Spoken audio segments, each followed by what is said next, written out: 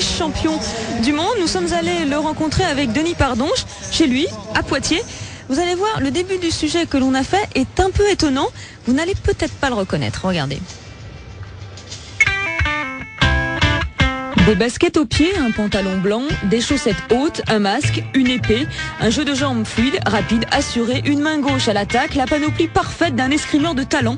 Et pourtant, c'est bien Brian Joubert, le vice-champion du monde, qui tire 3 fois par semaine au stade Poitevin.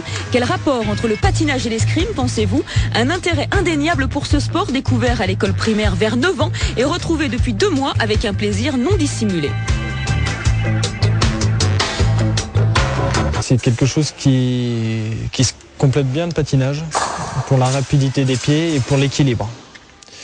Parce que c'est vrai, quand on est constamment en train de changer d'appui, et quand on fait des petits pas, c'est exactement la même chose. Il faut être capable de pouvoir changer de pied sans perdre d'équilibre. Ravi de titiller Sarah, une de ses sœurs, pendant 2 heures, il met toute sa fougue et son esprit de compétition dans chaque attaque. Il transpire davantage que sur la glace, mais ne se montre jamais entamé physiquement, preuve qu'il est affûté.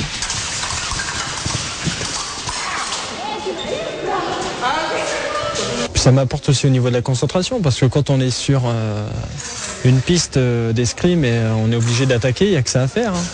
Et quand on est sur la glace, c'est pareil, quand on va sur un saut, c'est pour le faire et c'est pour attaquer. Donc c'est un état d'esprit qu'il faut avoir, et je l'ai déjà, mais l'escrime peut m'aider encore un peu plus là-dessus.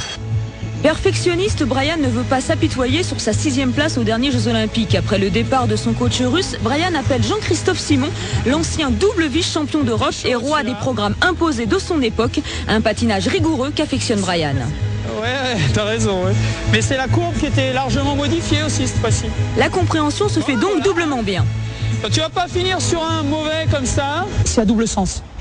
C'est-à-dire que en me disant ce qu'il ressent, ça m'aide à progresser dans sa façon d'appréhender ses gestes techniques, et dans ma façon de ressentir ce que j'ai vécu avant, ça peut l'aider aussi dans la réalisation des gestes techniques. C'est vraiment donnant-donnant, c'est vraiment une réciprocité. J'étais content parce qu'il me connaît déjà, on s'est entraîné l'été, puis quand j'avais 10 ans aussi, je faisais des stages minimes et c'est lui qui m'a fait sortir mon premier double axel.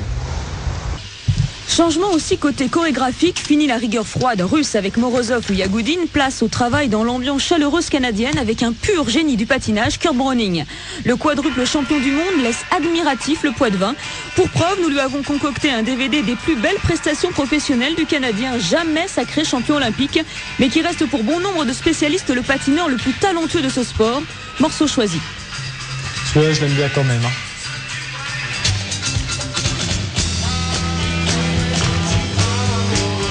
Quand il a un double axel, c'est énorme.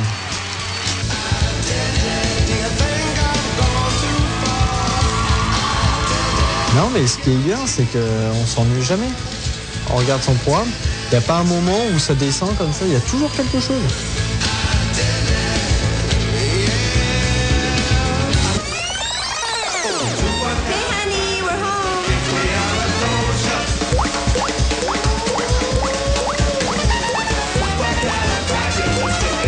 Ça,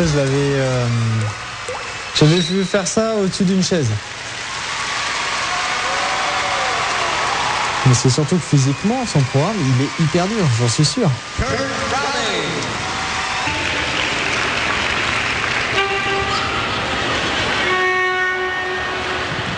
Ce que je trouve fort, c'est pas forcément de le faire, c'est surtout de trouver l'idée. Donc comment il a travaillé pour trouver cette idée?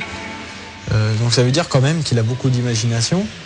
Et puis bon, c'est un programme qu'il interprète super bien, quoi. Et ça,